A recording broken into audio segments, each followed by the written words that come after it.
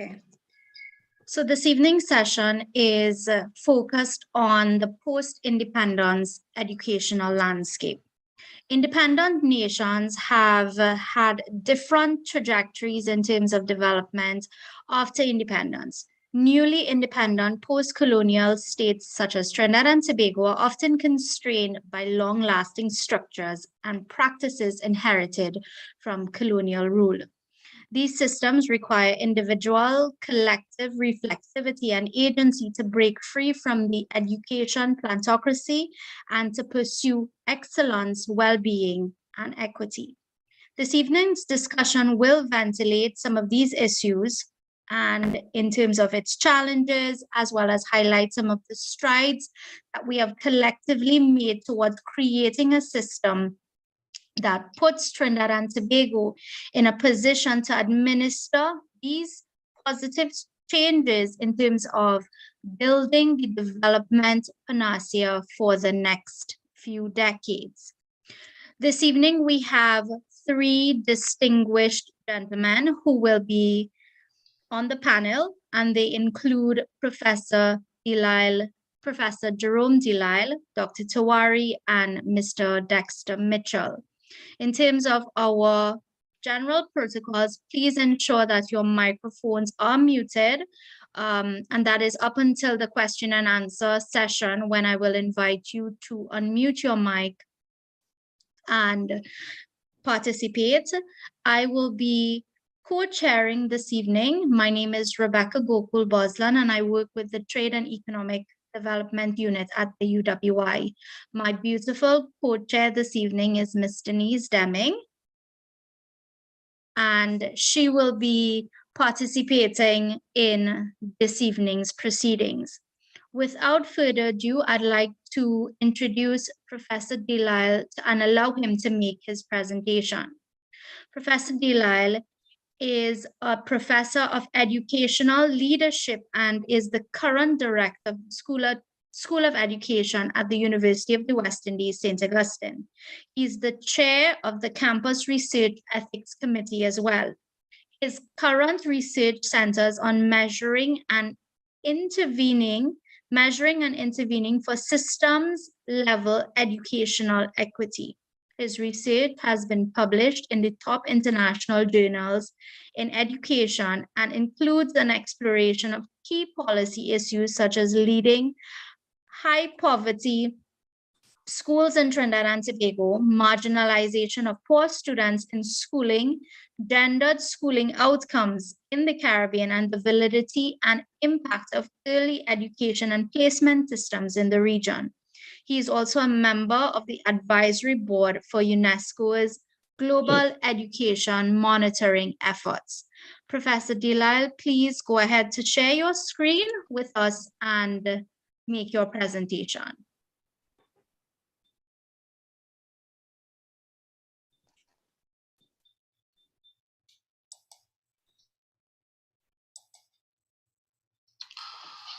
So thank you so much for the introduction. I hope you're seeing everything clear in the starting slide.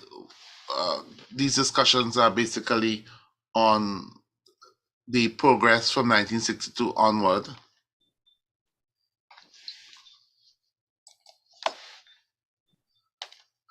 So when we talk about a trajectory of education development, you're really talking about a pathway for educational development in a nation state. The first thing we need to do is to identify that pathway, the directions that we were led to or that emerge over time, and then to construct a explanatory framework. And the reason why we create that explanatory framework is we want to identify causation. What are some mechanisms that are there creating some of the changes? So it's not a historical study. It's really a sociological study because it uses theory heavily. It relies upon, of course, us going through the educational documents. I must mention that Carl Campbell's work on the history of the education system is outstanding. So no one really needs to kind of rediscover that, even though we do use some of the original documents.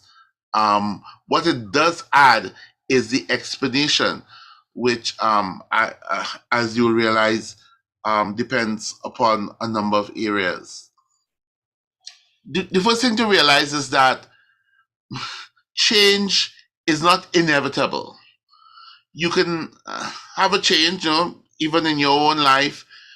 Something may happen to you, and it's nominal, it's transient, it goes away.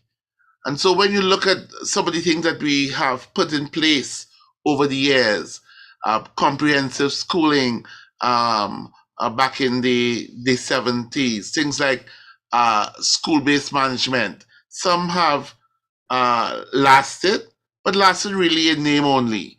And some have come and gone. And examples maybe would be the single-sex classrooms in co-educational schools, which many persons remember was one of the interventions in 2009.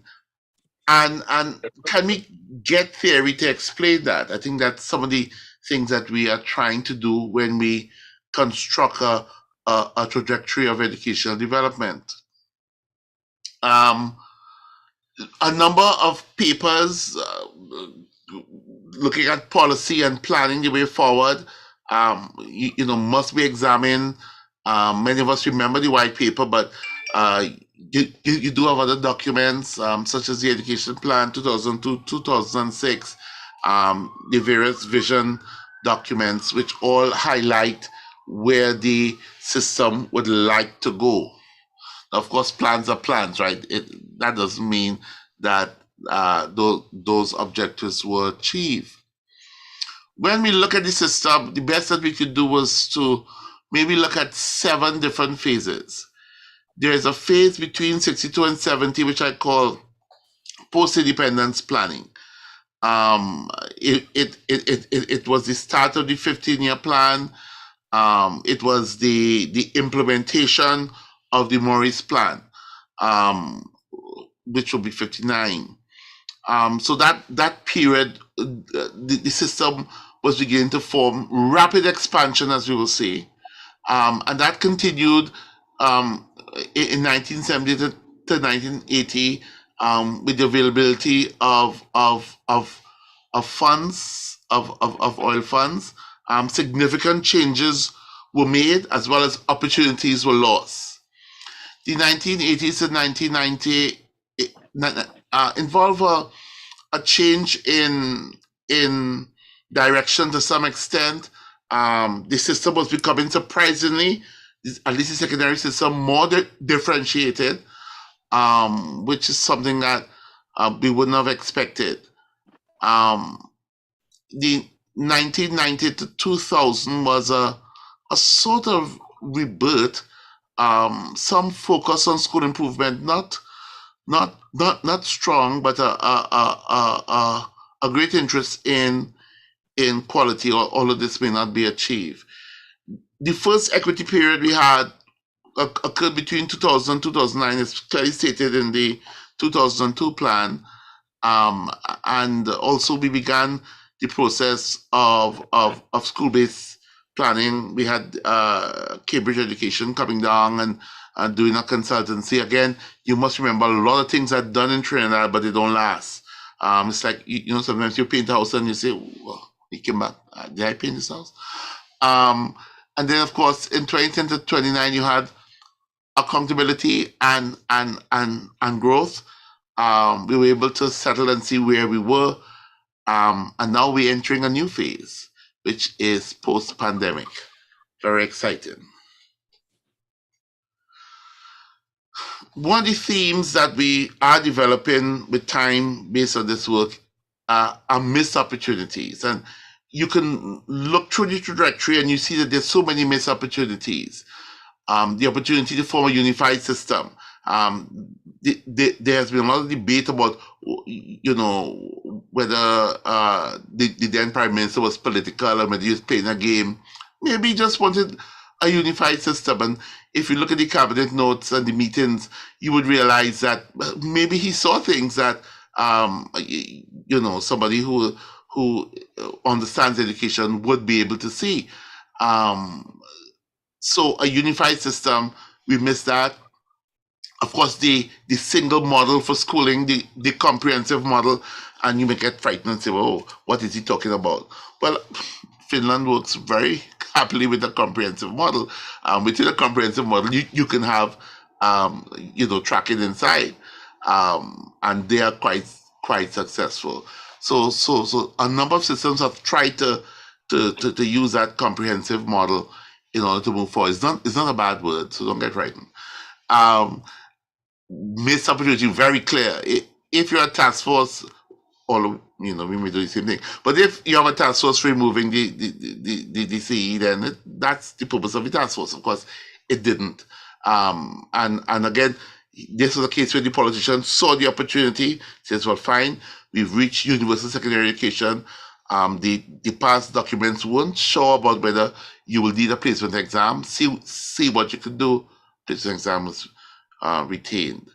The SEMP reform, one of the intentions was to develop a new pedagogy for high quality teaching.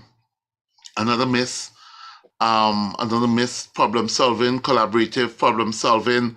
That was a bad miss because it's connected with innovation and creativity. The Memorandum of Understanding in 2008, an opportunity to form a new synergistic partnership with non-state actors, the nationals, was etc. That was missed, wasn't signed by everyone. And again, 2010 to 2013, a holistic primary school curriculum. Some mistakes in terms of the way it was organized, but a chance to really refine and to improve the primary school system, which is the bedrock of progress. One of the terms that comes from the theory we're using is absences. Now, clearly, you have presence, something can be present. But if something is absent, it can have the same effect. Just as when somebody is absent in our lives, you feel the pain and the hurt. Well, in the same way, you can impact a system by making something absent. So you should realize that when you examine a system, you don't only look for what is there, you look for what is not there. And of course, I've had to learn that now that we're doing some policy work. So what are some key absences? Well, you could actually examine systems like ours and see what is missing. The Singapore understanding that you need a national philosophy to guide everything. The alignment to economic competitiveness, very, very strong. The awareness that 2030 will be different, and therefore education system will have to be different to remain economically competitive. Policy coherence, that's very strong in the work of the people from Ontario, Fulham, etc. That different policies need to cohere and not be disjointed. You just can't keep throwing things at persons, but they must understand why you're doing this. A national system of evaluation. I get a lot of trouble in trying to publish my work on the SEA here, the 11 plus, because many of my colleagues at the journals I write for are in the Netherlands, and they say, "What you talking about?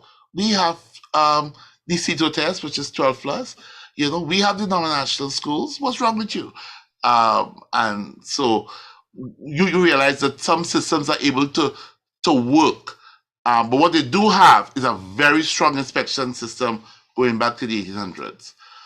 Policy continuity, we forget Bush and Obama, but together they have what I miss it, but more than 14 years of a plan to improve and to make sure that no child is left behind in some form, or every child succeeds in some form. Pedagogy and formative assessment. I love the way the Hong Kong, they love examinations and they do very well.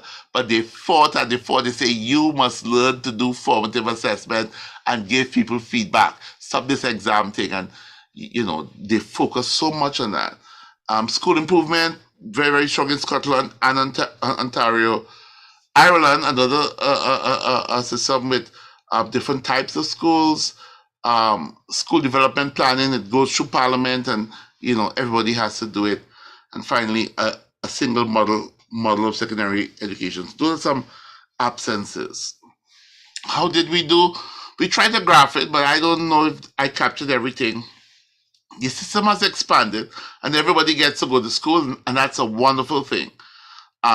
So they are assured, as UNESCO wants to be assured, that we have 12 plus 1 years of basic education. Yes, basic education includes secondary education.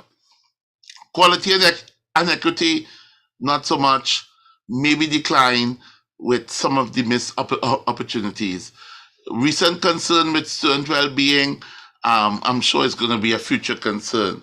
So that's one prediction. Let's look at some data quite quickly. Are we reaching everybody? Well, again, traditional schools do quite well. By the way, in working on this data, talking about can everybody learn?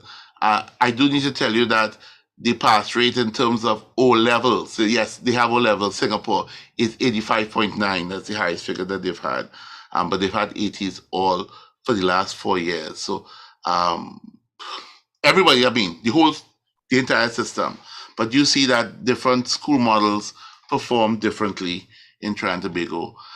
The other problem is that the majority of students are in fact located in the new sector, and SEM populations. The SEM includes both denominational and government schools. So in fact, maybe about 50% of your population are not given sufficient opportunities to succeed. All right. So the system is like those wonderful children that you have. It has potential, but they're not functioning with all the batteries. And again, if you look at the primary school system, the different types of schools, there's a tendency, of course, in Trinidad to separate schools in terms of types, and that is sometimes so dangerous.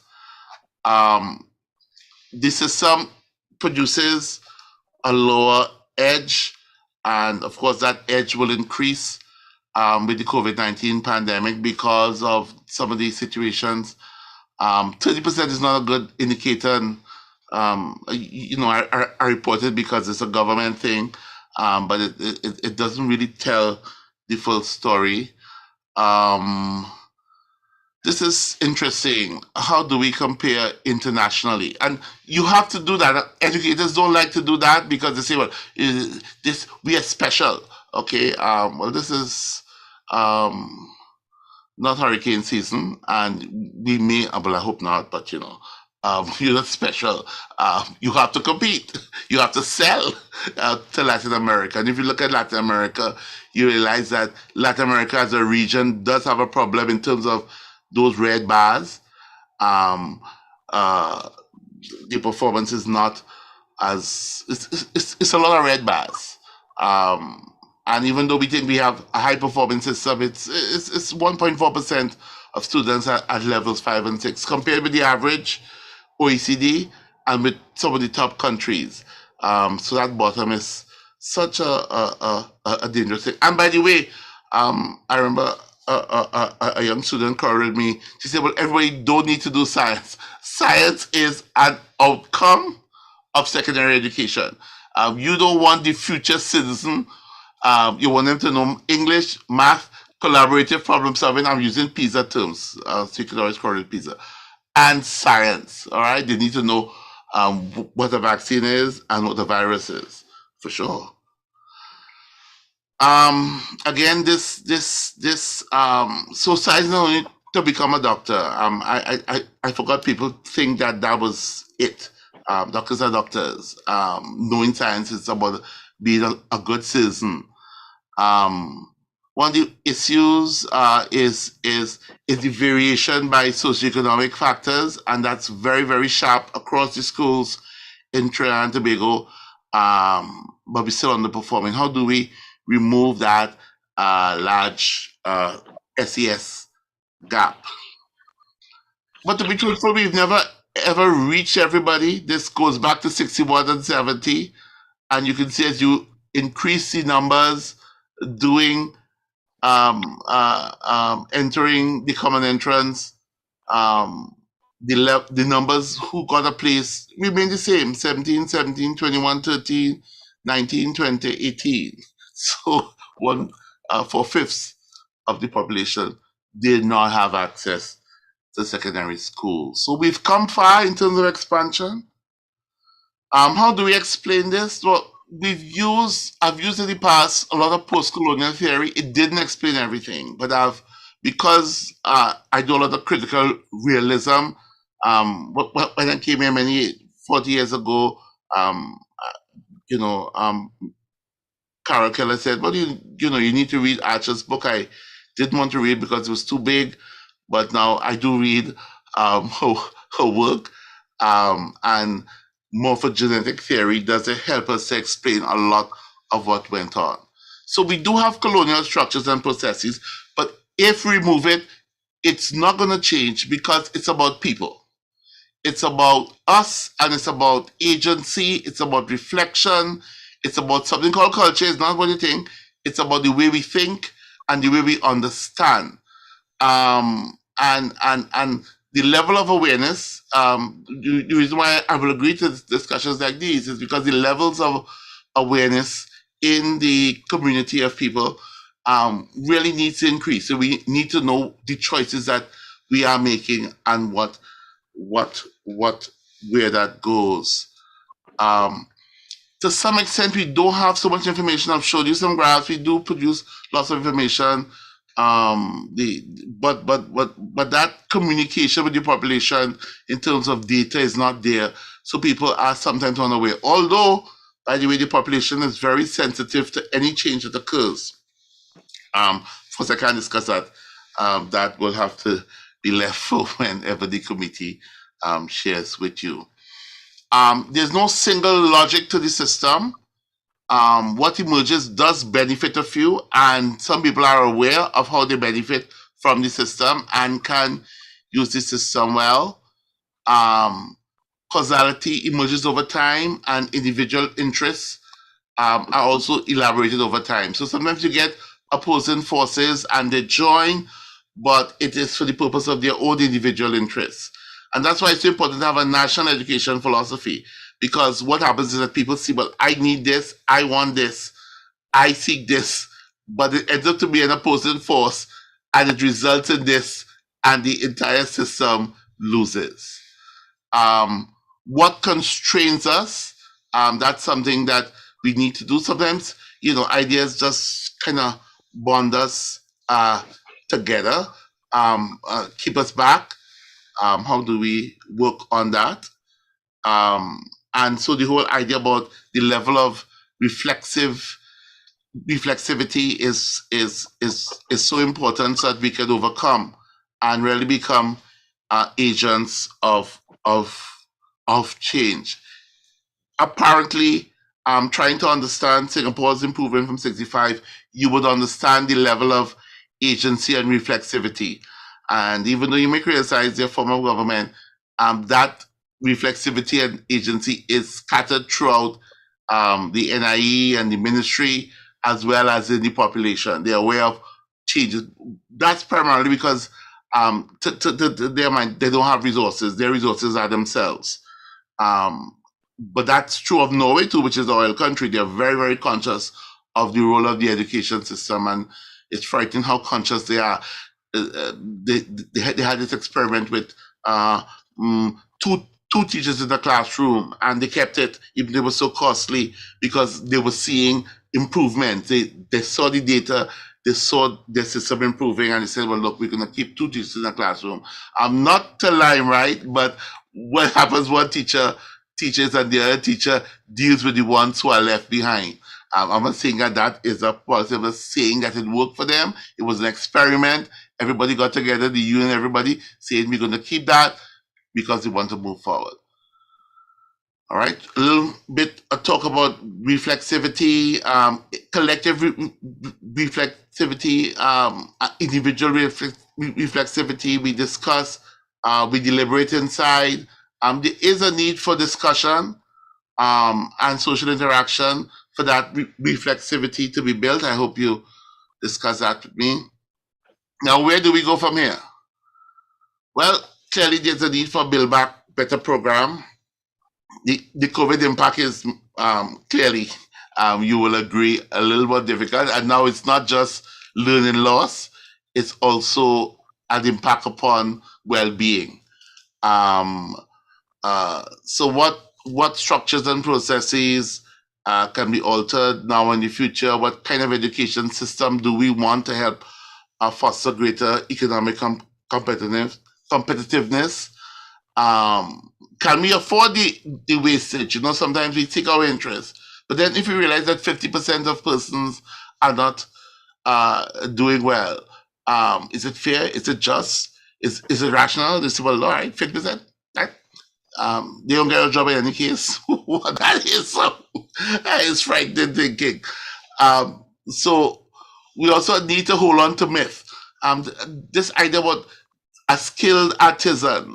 What exactly do you mean? People need to articulate what they mean. You mean a skilled artisan who can read? Just say exactly what you want to say. And people are not saying what they want to say. What is a skilled artisan? They're going to drop off from primary school and become a skilled artisan in what craft? In what trade? They're going to become a mechanic?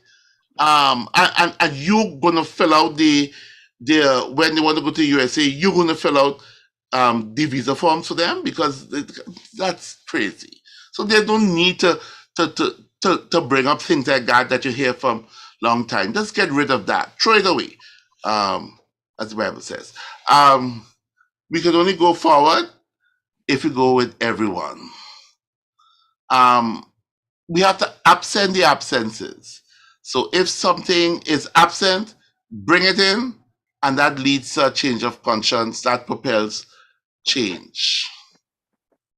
Will we go forward together? I like this picture because it's, of course, Newton girls after SEA result. And I like the young woman because she is excited about her friend who is shocked at whatever is happening. And that's genuine care and concern. Can we have that care and concern for each other? I don't know. Thank you so much. Thank you very much, Professor Delisle. I must comment that it has been an exciting presentation. And I'd have to say surprisingly exciting, because it has been so far reaching. We've had a lot of comparative analysis, and then we've had a lot of discussion about reflexivity. We've had a lot of discussion about science and so on. So thank you for the stimulation and the excitement. So we will come back to you. I'm sure we'll have questions for you shortly. But my role now is to introduce someone who we know very well, but there's no harm in reminding ourselves that Dr. Botiwari is a former Minister of Trade, Enterprise, Tourism, and of Planning and Sustainable Development. And one of these days, I'm going to challenge him on the sustainable development part of it. I'm only joking, Dr. Tiwari. He has served in both houses of parliament, and that is excellent. I've been both a senator and a member of parliament, and an elected member of parliament. Beyond politics and government, Dr. Tiwari has played key roles in education as an ex-director of the IOB, which is now the Arthur Lockjaw Graduate School of Business. He's also been a chair of NIHERS. He's been the principal and pro-vice chancellor of University of Western Indies, St. Augustine. So that is a well-accomplished person. And he also found time to write 4 books, 2 on his own and 2 with collaborators. He writes many articles. He's a columnist. He continues to research and write. He continues to serve with other businesses. Dr. Tiwari, I think I should end there with your accomplishments and invite you to respond to what Dr. Delisle said. Yes. I can't help but say first, before I go on, first of all, thank you very much, Janice, for your kind introduction. But I can't help but start by saying how much I appreciated Professor Delisle's presentation, and more than anything else about the presentation, I mean, the content was rich, as you yourself have pointed out, but I think the most important thing is, for me, is the way he presented what is essentially very heavy stuff and with significant implications requiring really, really thoughtful choices. The way he presented it so easily and so as if almost to say that although these things are big and heavy, let's try and understand where we are and maybe reflect, consider some of the things we need to do. And his style really captured me. I want to say that. And he said something which I think would be my point of starting, which is that he said, we can only go forward if, I don't think he used those words, but I think he meant that if all of us go, that if we had to go forward as a country, then all of us must have ample chance to be on the journey and to contribute on that journey. And I want to start with that. Human resources, I know I have just a few minutes, so I will make a couple of points, right? Human resources have become very important now. We know that they are important in a company. We know they are important in a society. We know that they are important. But there are two things about human resources, which is, if you have a lot of people, as China does, then you have a potential capacity in your country to do a lot with it. And if you don't have if you're a small country like Singapore is, but you realize how important and how critical human resources are, you can have a vision. So they had just over 1 million people at some time. They were a very poor country at one time. And they have a vision to have a city-state of 10 million people. And the reason is they think that you need 10 million people, very well educated, diversely educated and skilled, in order to be able to make yourself sustainable, given how technology is driving the world. And this was pre-COVID. And I imagine that they are going to do some rethinking and reformulating and come up with some kind of issues, the important issues that have to do with human resource capacity and how you build it. So the other thing is not just the number of people you have, which is your raw human resource base, but the quality of human resources. And how do you get human resource quality? Everybody is born equal, of course, but how do you get the quality? And the only way you can get the quality is by education and schooling and training and exposure and experience, and basically building up the brain power, the creative power of the individual. And more than that, besides doing that, you also need to create that capacity for collaboration at the learning level, but also at the doing level, because the social capital is also very important. So you need the human resources or the human capital, you need the intellectual capital, and you need the social capital. Now, if you have a system like ours, in which a small but significant percentage of people in the primary sector do not go on to secondary school. It's about 10%, maybe a little more, 12. And if you have a system, a secondary school system in which 50% do not have good options either for further education or further skilling or entering the economic mainstream, then it seems to me that you have a problem. And I feel that in Trinidad and Tobago, that is the first problem we've got to fix. And you cannot have a system, and I want to take that point very seriously that Professor Delisle made, in which the country is seeking to go forward, but you are leaving half of them behind at the age of 16.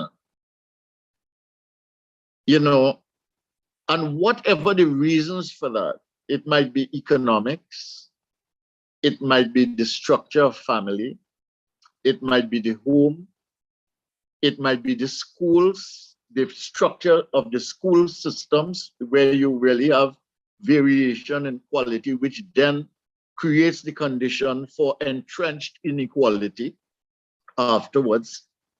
Then you have to make up your mind if you want a country that capitalizes on its human potential, on its human resources to fix that problem. And we have to fix it in the primary and secondary school system. Because there are other theories. Lin Soo Kim many years ago wrote a book in which he talked about Korea and how they were able to develop the automobile industry and the electronics industry. And he said that that would never have been possible if Korea had not taken the decision and understood that there are some levels of development for which tertiary education is critical. You cannot do it, no matter if you educate well everybody at high school level. So tertiary education is very, very critical. So if in your tertiary system though, and we have had significant tertiary output over the last 10, 15 years, you have an economy that cannot absorb them. And you have a pool which is essentially a migration pool of this intellectual capital that you are building out of the tertiary sector, then it seems to me that you have another problem. So you have a problem of wastage in the primary and poor quality. You have a problem of wastage in the secondary and uneven quality. And then you have a limited number, potentially 50% of the secondary graduating class every year that can possibly go on to tertiary. But when some portion of that goes through the tertiary system, you cannot accommodate them in the economic system because the level at which you are developing as an economy, the growth, the expansion, the diversification, the export initiatives that are required, the investment that you need, all of these things are not there to create a buoyant economy, to capture these people, to align them to your economy. And many, many of them migrate. And you really have, in addition to other things that we know, like the flight of capital and so on, you also have really intellectual capital flight, which in some ways might not be a problem if you had a system in which you could account for that. But we have no system that takes into account either the losses at the lower level, nor the losses of migration when people leave. And the point is that we have to ask ourselves, I mean, what is education now for? There was a time in the colonial period when education was for a very limited purpose. So you had limited access. But in today's world, when every single human resource is important, what is education for? And if you need a lot of people in a country and a high quality of not only human capital and intellectual capital, but social capital to help your country to develop and to compete and to use the intangibles that human beings have together with the tangible assets to make a difference in your competitive capacity and your ability to navigate progress in the world and a place for your people and your country in the world, then you have to find a means of fixing this primary problem, this secondary problem, and this tertiary problem, which can really only be fixed as well if you understand that there is an alignment relationship between your economic strategy, your macroeconomic strategy, and what you are doing in the education sector. And I feel that that is a severe and significant missing link in our thinking, in our system, in our practice. And I think that we've reached a point in this pandemic period where we cannot continue with the system that we have in the way that it is going. We have to do something, or else we are going to find ourselves in this post-pandemic world where the technology is going to drive everything, and where automation is critical, where digitalization is critical, where robotics are a factor, where metaverse is a factor. All of these things, we are going to find ourselves in a situation in which we are going to be so way back that we are going to be in trouble. And there are so many missing linkages in our economic strategy as well, that you need to solve this human resource challenge in Trinidad and Tobago in order to solve that problem as well. So it's not only looking at the future and seeing how you can latch on and play a vital and valuable role there. It's also looking at your country and looking at all the mistakes that you've made, all the missed opportunities that you've had, and saying, well, okay, the pandemic has come, we've had some time, we need to reason our way into the next few years. What do we need to do at home, and what do we need to do to prepare ourselves for the world? And I really feel that that focus on human capital, intellectual capital, social capital is critical. There's a financing challenge, which I can deal with if somebody asks a question or something, but I don't want to take more time now. I'm limited in the amount of time I could spend on this. I want to again commend Professor Delisle for his presentation and the manner in which he presented what are really large problems for ourselves, but which we must come to terms with. And secondly, I want to say thank you for the opportunity that I could make these few points here today on the critical role of human, intellectual, and social capital, that we cannot afford to miss this opportunity. Thank you very much, Dr. Tawari. Definitely an enlightening conversation over the course of the evening in terms of our structure, in terms of the conceptual understanding of where education fits in terms of our own development. Panacea. I'm going to give the floor over now to a practitioner in education, specifically the principal of the Presentation College in San Fernando, Mr. Dexter Mitchell, who has been the principal there since 2013. He is presently serving his second vice president role. He is presently serving as a second vice president of the Association of Principals of Public secondary schools in Trinidad and Tobago. He assists the organization, and he is assisting the organization with regards to the planning of the biennial conference of principals for the Caribbean. And definitely we're interested to hear some of the on-the-ground challenges that he has seen over the course of his career, over the course of his educational interaction. So at this time, I'm going to hand over to Mr. Mitchell. Thank you very much, Dr. Rebecca Gookool-Bosland, and I'm very honored to be among this distinguished panel here this evening. Was very moved by Professor Delisle's presentation. In fact, I have been through a lot of what he spoke about, the Cambridge school-based planning, the SEMP approach, so many different approaches over the years. Education, as we all know, is the vehicle for our development.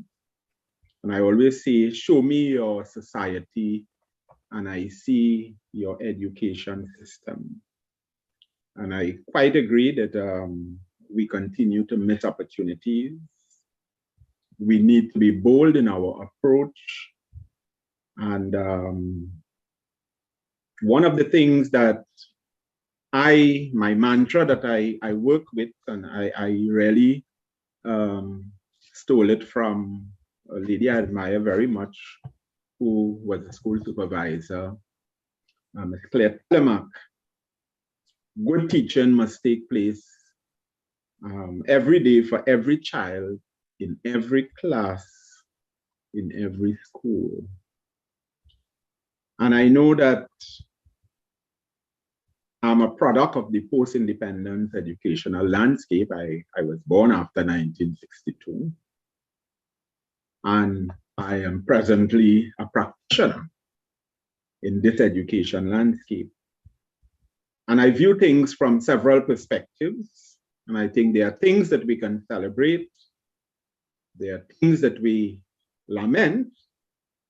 And there are several things that we have to improve if we have to make a difference in terms of our education system.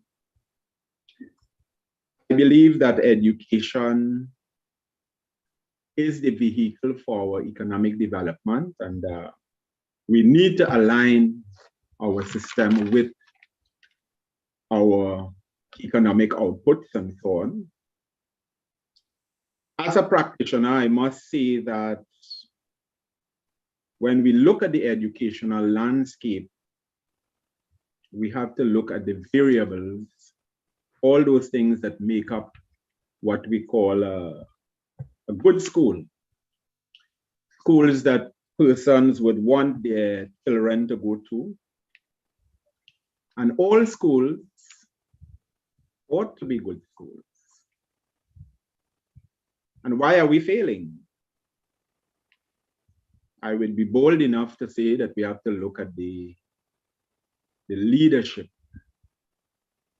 Leadership at both the Ministry of Education level, those executives who are leading in terms of policy.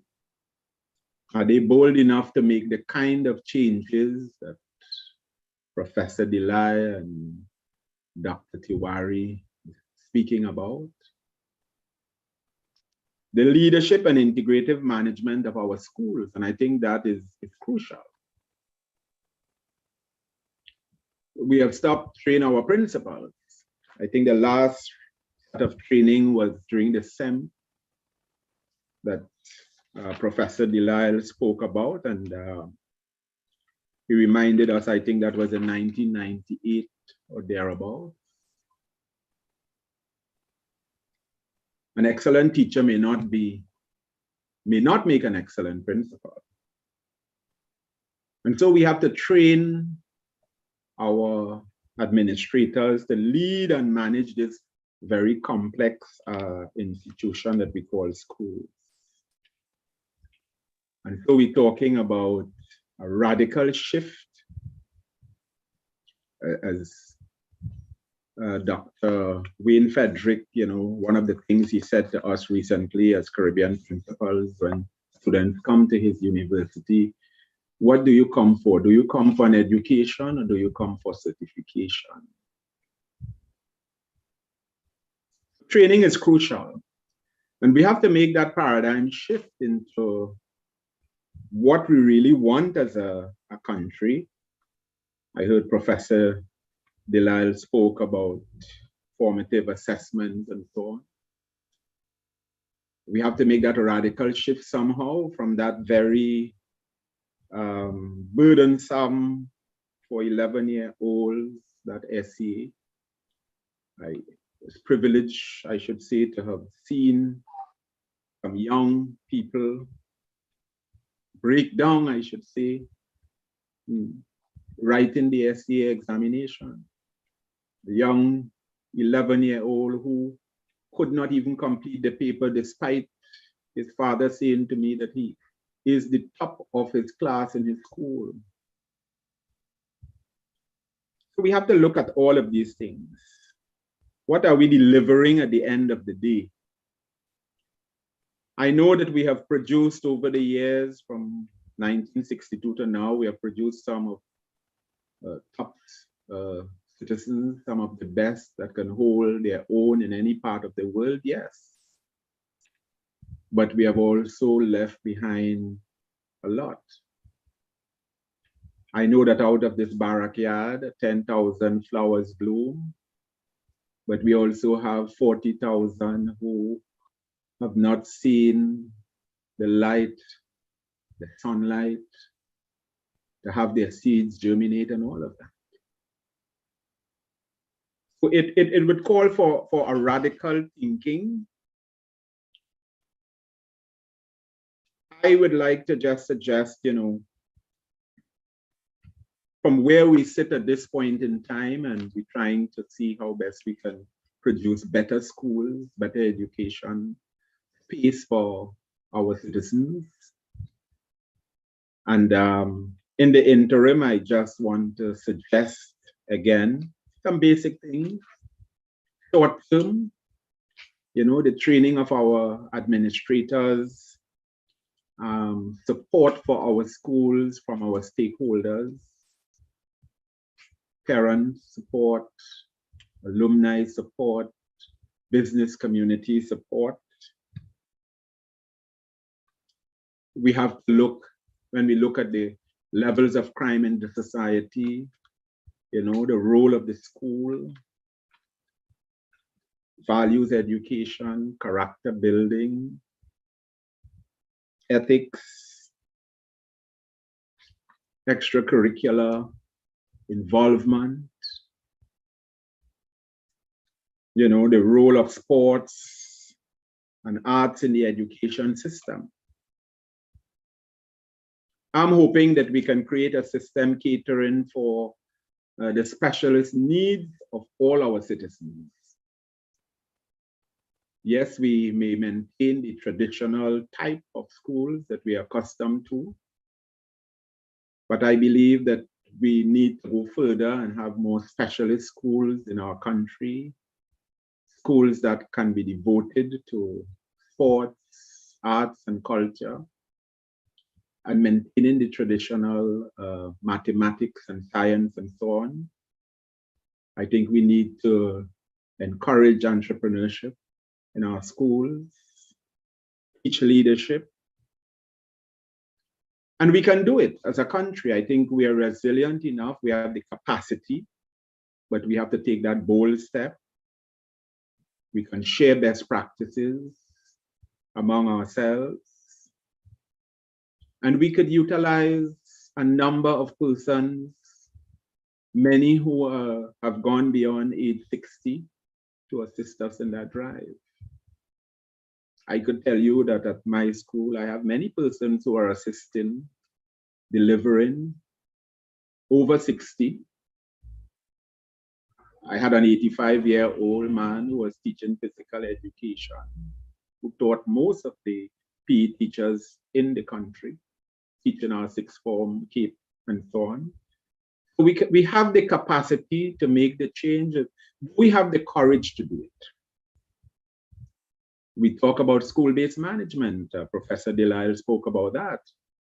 And that is something that, you know, the last couple of years, every minute we were hearing school-based management. Today, we seem to be shifting away from that, and principals are now asked to subscribe to head office management. Simple things that a principal would normally have control of. If you want to have a staff meeting or you have a crisis and you have to overschool, you're not going to your line supervisor who is right down the road in your district, but you have to go to head office. So sometimes we talk school-based management, but we're not really, you know, pushing it. And so we need to have that bold step. We need to have, I saw where Professor Delisle spoke about that national system of school evaluation. I think that is very essential in terms of going forward, evaluating all our schools.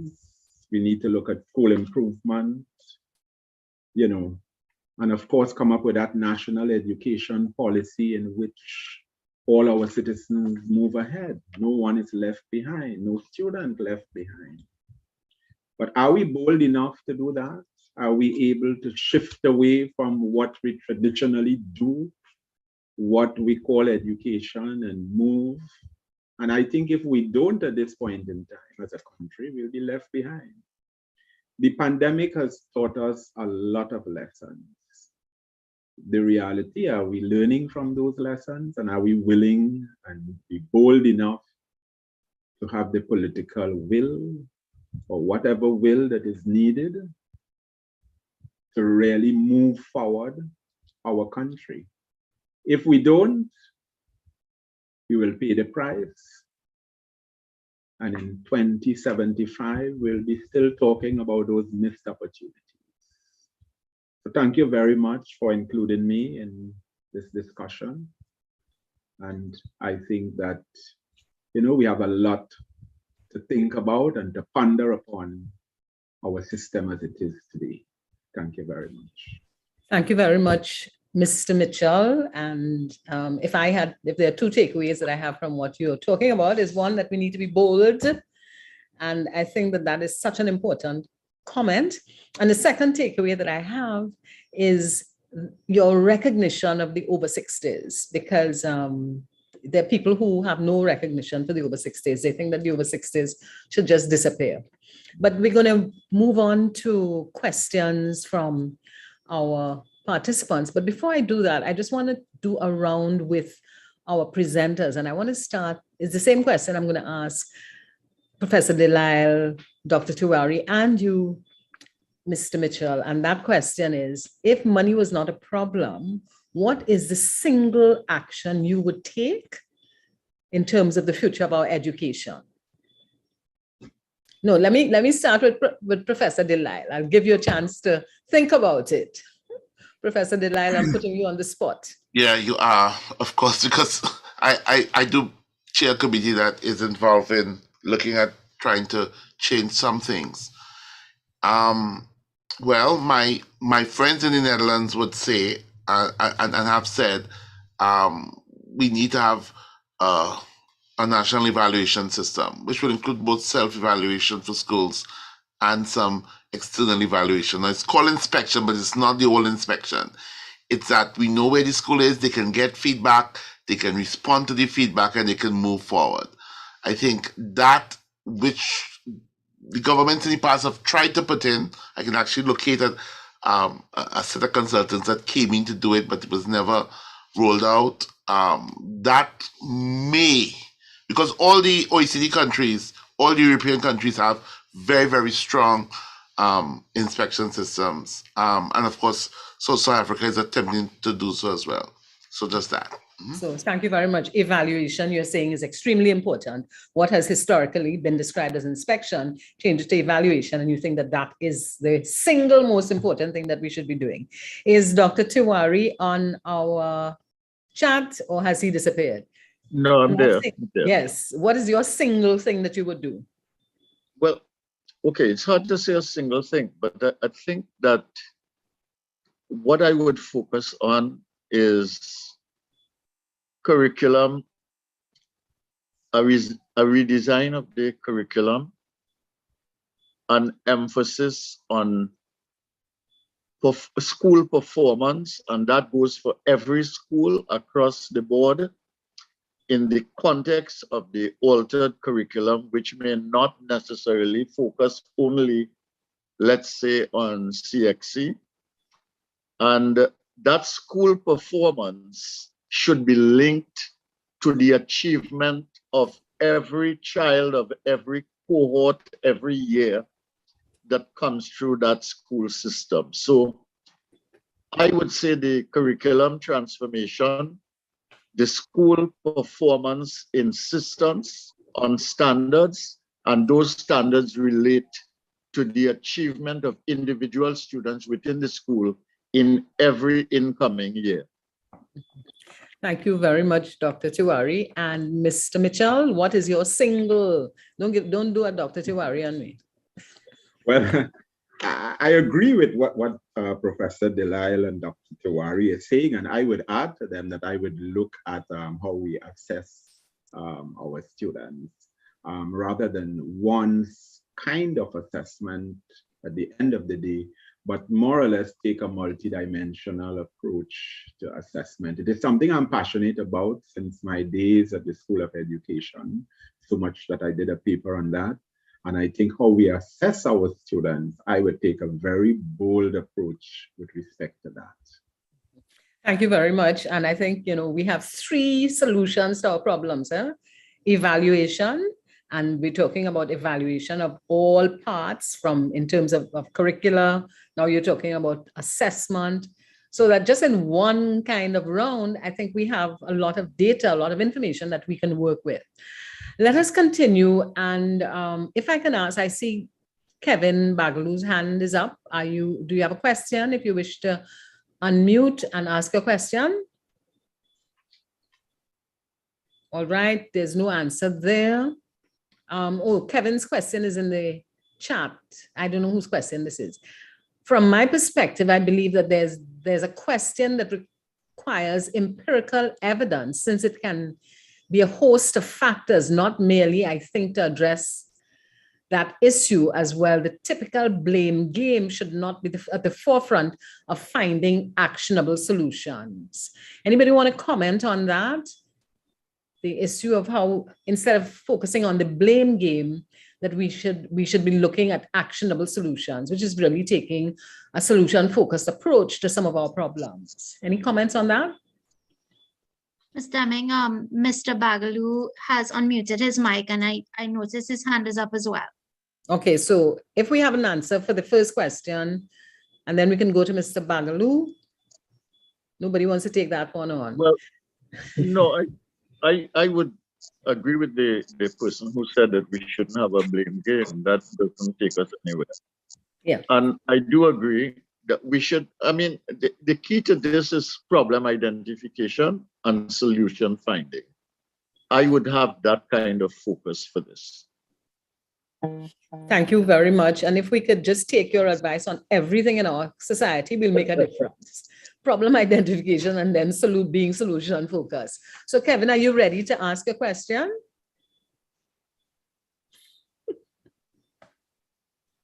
Kevin, this is the second chance to give you. Something is happening with Kevin. So let's see. Is there anybody else? Oh, yes. There you go. I think his internet was stuck. I would call Kevin and let him and tell him. I think he's speaking, Dr. Oh, okay, sorry. Okay. Okay. Good evening, everyone.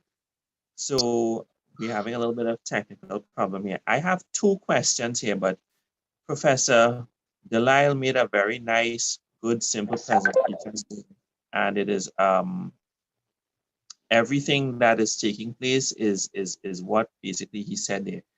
Dr. Tiwari made a very good point when he started about all of us must go forward. Just today, when I congratulated Denise on her other achievement there, she responded to me and she said, that look, all of us have a role to play in the development of our country, and that is very true. But this is what my two questions are, and anyone can answer. Professor Delisle spoke about pre-colonial and the opportunities missed. The first question is, do you think that we can make up for all those lost opportunities pre-colonial today? And the second question is, do you think that the status quo of the education system is as a result of those opportunities lost pre-colonial? Yeah. Well, let me take a shot at that. Well, and I saw your original question too. I'll come back to that about which is the fighting thing. So I just need to say that we're learning still from what is post-pandemic recovery, and all of us spend so much time trying to prepare for learning loss that well-being, which we kind of worked out was going to be an issue. Well-being is important. So how do we create systems that where you have trauma? Because any adversity you experience is trauma and you carry it. You know, I'm trying to say, but okay, you just have a bad time and you get over it now. People don't get over things so easy. So you need to have trauma-intensive practice, and that's a big thing now. We think that would be the focus. And of course, you do need to know that Trinidad concentrates poverty in schools. That's very dangerous. I mean, if you want to do it, fine. But we know the European countries who concentrate poverty in schools, you get very unusual results. Like in Germany, and in the Netherlands, you suddenly get immigrants only being there in the lower tier schools. So that is something that has to be managed. But you can't concentrate poverty, because what you're doing is concentrating your social and economic disadvantage. It's just very easy theory. It's not very difficult, and it's from the OECD, so my people. So it's not for me. Going back, no, I probably forgot your question, which was so good, because I wanted to answer that one that I was reading. So I think I'll stop there. He asked about the pre-colonial, if the status quo is as a result of pre-colonialism and the systems that were set up then. Okay, so great. Now remember, I don't totally believe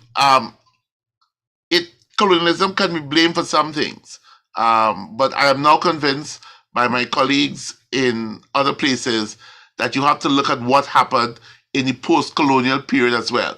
So in other words, we need to blame us. Do I think the system is that bad? No, I didn't say that. I think the system is, whoa, if the system gets an injection, it will just jump. It will just jump so quickly and so far. You wouldn't become Singapore, but you'll certainly just accelerate in Latin America. So the opportunity is now. Thank you ever so much, Dr. Delisle. And I really am going to take away that if we just get a jump, we're going to take off. That is such a wonderful concept. I see Rubadiri Victor has his hand up. Rubadiri, could you unmute and ask a question? Hi, everyone. I'm really glad that we're engaging the conversation and that there are a number of people here who really have education at heart. The thing is, in my relatively young life, been around, I'd say the one space in Trinidad where there's probably been the most amount of concentrated good thinking and implementation heavy type commissions and tanks and that kind of stuff has been the education system. I mean, I've been present around a couple serious interventions.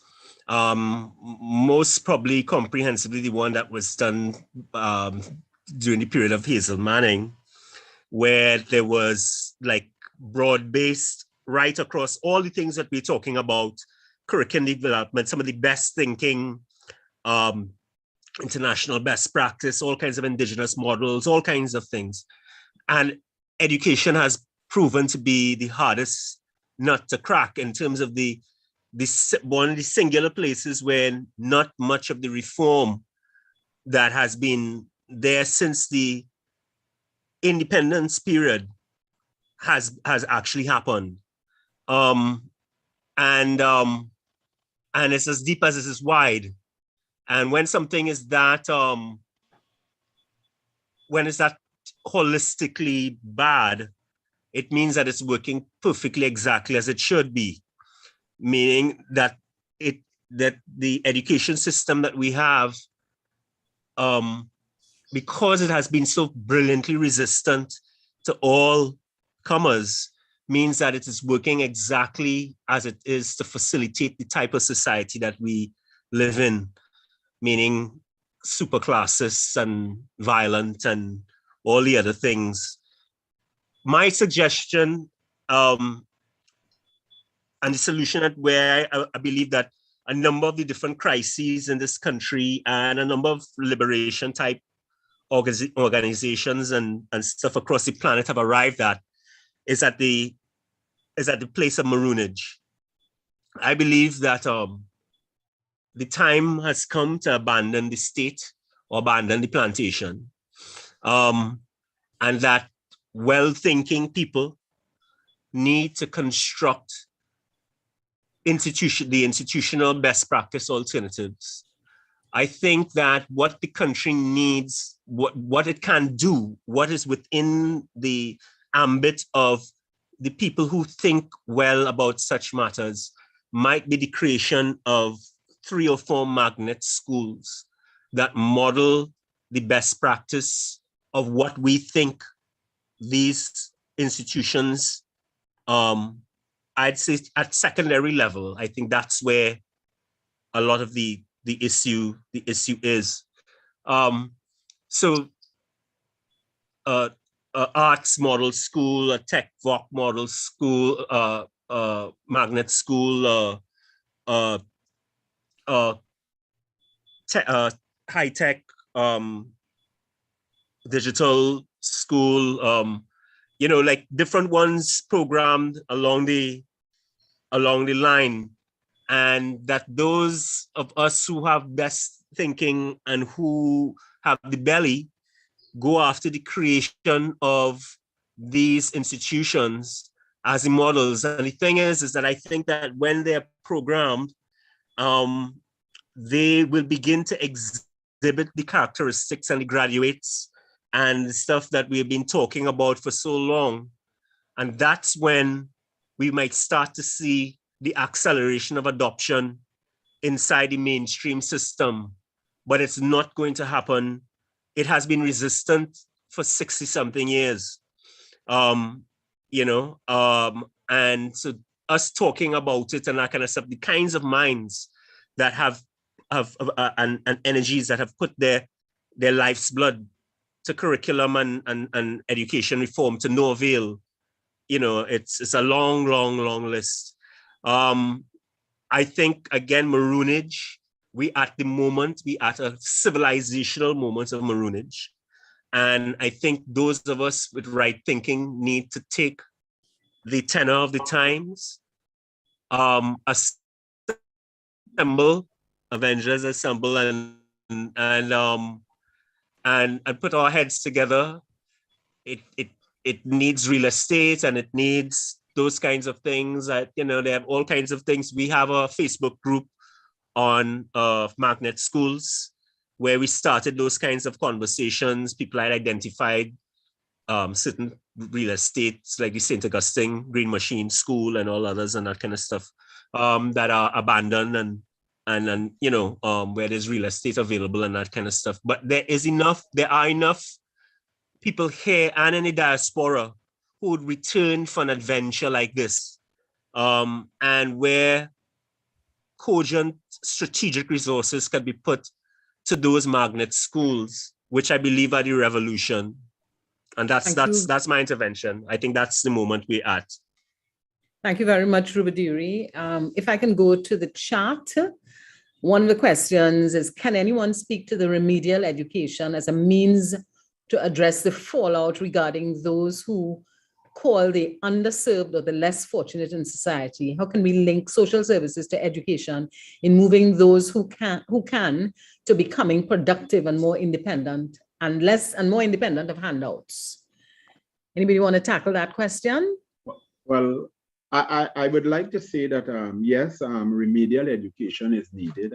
A number of our schools, especially where you have a number of students who score under 30%.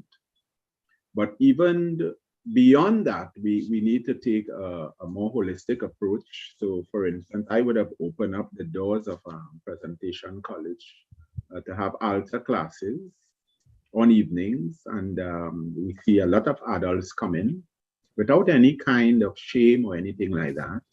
You know, and I think we need to go beyond just in the schools itself and support altar programs in the community. And because that's one of the ways that we can address that whole issue of remedial education. And I have spoken to some of those persons who passed through the program, and, you know, their self-esteem and everything, you know, rises after they go through that program. So I would support remedial education in our schools and even after they leave the doors of those schools. Thank you very much. And we'd like to end our activity on time. And it's now 8:18. We're going to end at 8:30. So I'm going to invite Dr. Tiwari, then Mr. Mitchell, to give us some wrap-up comments. So we're going to have Dr. Tiwari, then Mr. Mitchell, and finally, Professor Delisle will close the session for us. So Dr. Tiwari, what are your closing comments? I will close by simply speaking to that issue of remedial education. You know, COSTAT was created in order to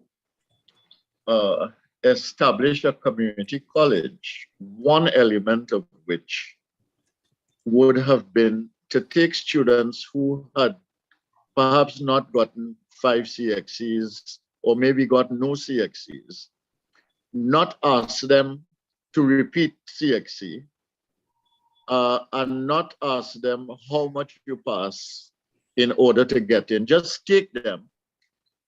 They would then be assessed, and then they would be put in a remedial program to allow them to deal with the deficits and the gaps in their learning.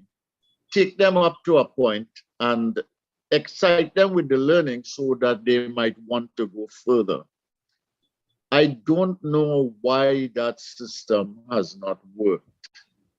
And if the in the Vision 2020 thing, I was chair of the tertiary education strategy for that. One of the things that we said was to make sure that these schools, COSTAT, UTT, UWI, etc., were complementary and supplementary to each other rather than competing in the same areas.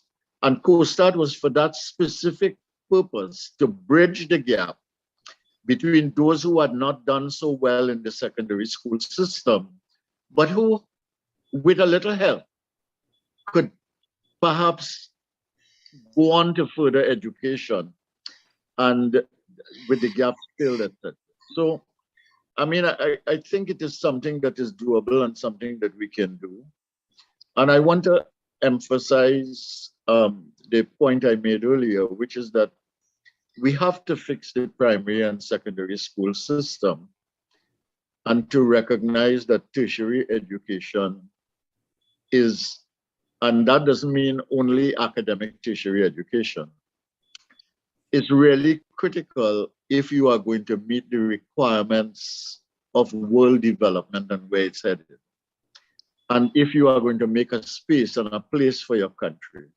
And therefore, we have to not just fix the primary and the secondary school system, but we have to have a human resource, intellectual capital, research social capital development strategy for the nation, which might even include things like managed migration, in order to position this country in such a way that the people who are born and who live here and who have been here for many generations, their children, their grandchildren, etc., do well and have a place here and in the world, but also that we get new injections of energy and so on in order to help take us there.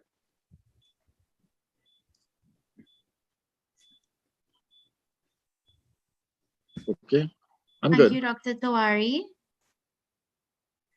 Mr. Mitchell? Well, I'm hoping that we can, again, create a system, catering for the specialist needs of all our citizens. As I indicated earlier, we have to be bold, we have to be brave. And one way of starting off in the short term is to share best practices among those schools that are performing very well with our other schools. And I think once we can do that, and we can create a set of leaders who are willing to make that bold step, we will be heading in the right direction. Teaching leadership is one of the things that, very, very important at all levels, student leadership at the levels of teachers, even our parents and so on. And once we can share our best practices and schools are able to improve, because we need to improve our schools, we need to align our schools with our economic development and our needs. I see someone in the chat spoke about moving away from some of the traditional areas, especially in what they call prestige schools, something that I too, have asked for since 2014 for some tech work teachers in Presentation College.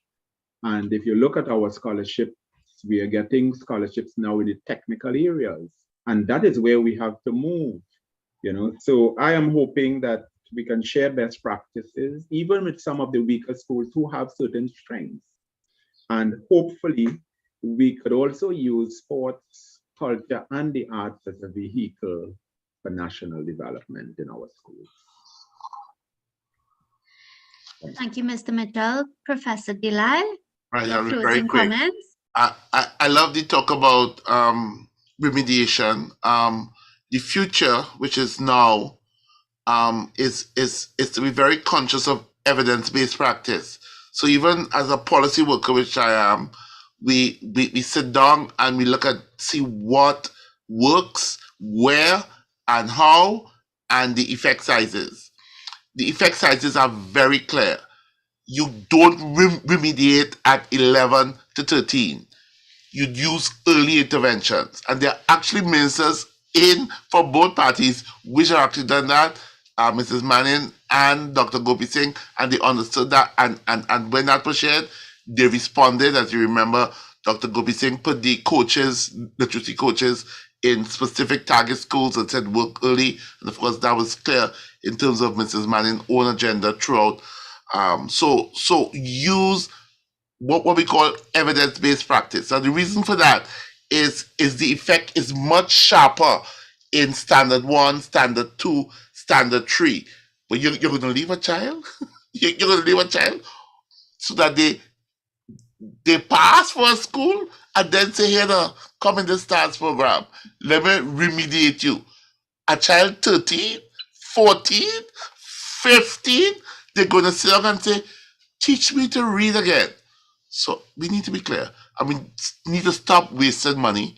And all people, I'm blaming anybody, whether it's politicians, whether it's technocrats, whether it's academic persons, we need to know the literature. We need to know what it says.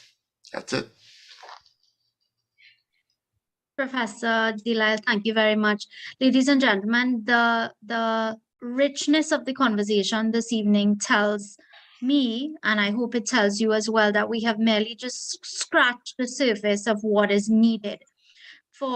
As a takeaway, one of the things I want us to reflect on is that education, while being the vehicle through which development is administered, and we would have talked about that via the various contributions, it is important for that conduit itself to improve as a delivery mechanism to ensure congruence with the global landscape.